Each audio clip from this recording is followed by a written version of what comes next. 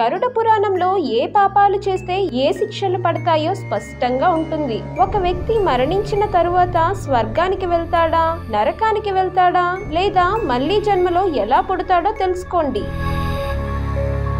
ఈ పాపం చేసేవారు వచ్చే జన్మలో ఎలా పుడతారో తెలుసుకోండి.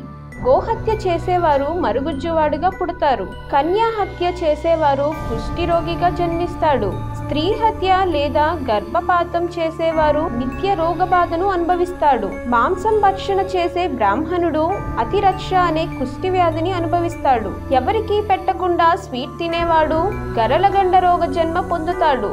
గురువుని అవమానించేవాడు అపస్మారక రోగిగా జన్మిస్తాడు. వేద శాస్త్రాలను నిందించేవాడు పాండు రోగిగా జన్మిస్తాడు. అబద్ధపు సాక్ష్యం చెప్పేవాడు మూగవాడిగా జన్మిస్తాడు.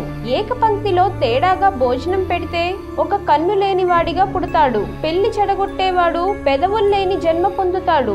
పుస్తకం దొంగతనం చేస్తే అంధుడై పుడతాడు. అబద్ధాలు చెప్పేవాడు స్పష్టమైన వాక్కు లేనివాడిగా జన్మిస్తాడు. అబద్ధాలు వినేవాడు చెవిటివాడిగా పుడతాడు.